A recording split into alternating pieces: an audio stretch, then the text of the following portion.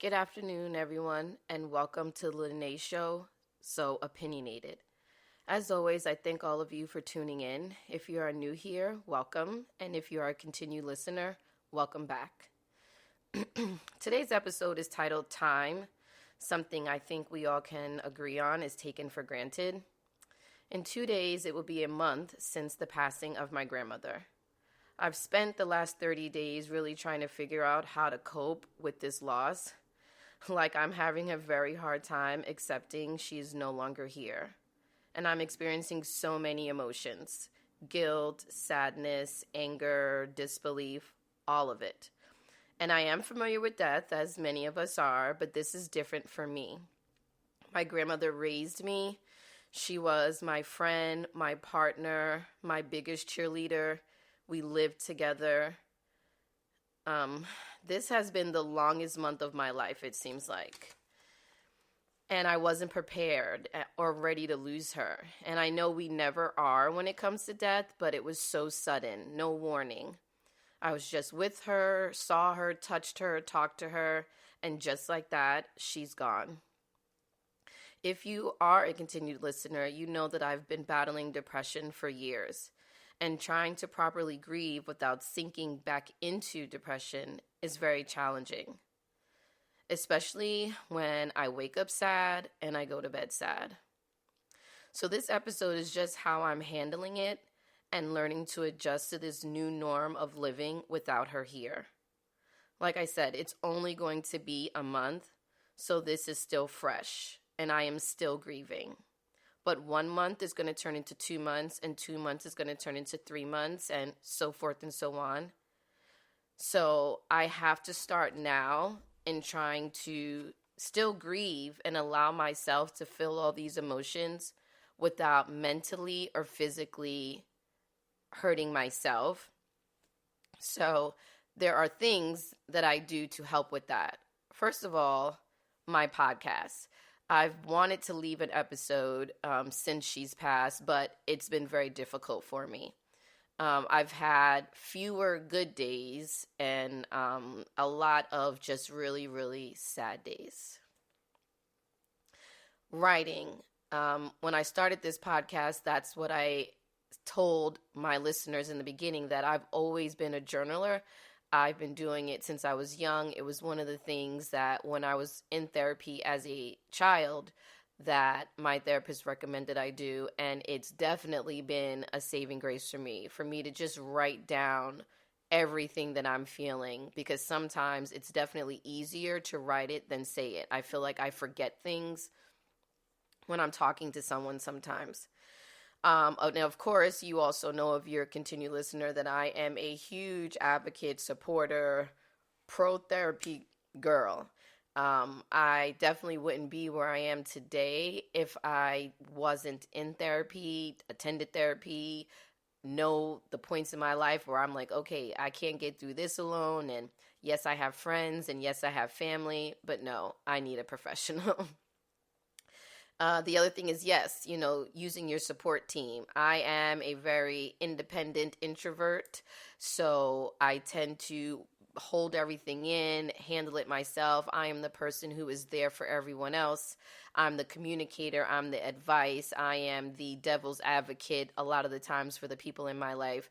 So, of course, because I am that for everyone else, I tend to hold things that I have going on, or, if I need help or I need advice, I tend to sometimes keep that to myself, and it's not no fault to the proper people in my life. So, I am my best friend who, when I tell you the Lord knew what he was doing when he had us meet 30 years ago, guys, literally my best friend is like my spirit animal, the yin to my yang. Like, we are two peas in a pod when I tell you this Taurus Libra love is something serious between me and her. I can't even tell you guys via words what it is to have her, and just everything that I've ever gone through. So, just talking to her. And then, of course, my family. My two daughters who are also grieving and battling with the loss of their, she was their great grandmother, but um, my grandmother has lived with us. Like, she helped raise my kids. We were a foursome, so it's different for them as well. Like, a lot of kids don't have the relationship that my kids had with their great grandmother. She was, like I said, she was our mom. You know what I mean? It's no knock to my mom, because if you know me personally, I don't play about my mother. But my grandmother, she showed up when my mom couldn't, and she has been literally the saving grace for me. And I just, I pray that there are others who have the type of relationship that I had with her. Like I said, she was my partner in this thing called life, and missing her is literally the most simplest word that I can say right now without breaking down. So yes, and then obviously my mom, who, this is her mom, right? So this is my maternal grandmother, and my mom and my grandmother, like a lot of moms and moms and their daughters, they had their years of ups and downs, but my mom, she would have given her last breath for her mother, and she, it's different because this is, she lost her mom. So, we have to make sure that we are there for each other, and that that the support is there between all of us, because this is definitely a loss that is going to take a very long time to adjust to. And like I said, I'm finding it hard. It smiling sometimes feels bad. I expect to hear her. Like I said, we live together, so in the morning, before I went to work, I'd have to make her lunch and snacks and stuff so she can have, because I go to work. My younger one is in school. My oldest is in college. So, she's here by herself. And so I'd leave her snacks and, food and stuff. And then I'd come home, and I'm expecting to hear her ask me, what's for dinner, or ask me about my day, and me give her the latest gossip of what's going on in my life and everybody else's life. My grandmother knew all you guys' business. So it's hard. And then these are the times, right, where I'm like, because I'm single. So it's just a rough patch of not having someone to come home to and being able to cry. And, my youngest daughter is here, but that's not her job. I need to be her shoulder. I need to make sure she's okay mentally, and check up and make sure that we're talking and spending time together, and I'm not sitting here depressed and just letting time go by, which, of course, in the first couple of days, time was just going, guys. But I have to be here. I'm a mom, and my kids are my priority, and their well-being and how they feel, and they have an outlet to express and talk. And if it's not to me, I am pro kids going to therapy. My youngest one is, she was in therapy, and I just signed her back up because I want to make sure she has an outlet, if she doesn't want to come to me, but obviously she can.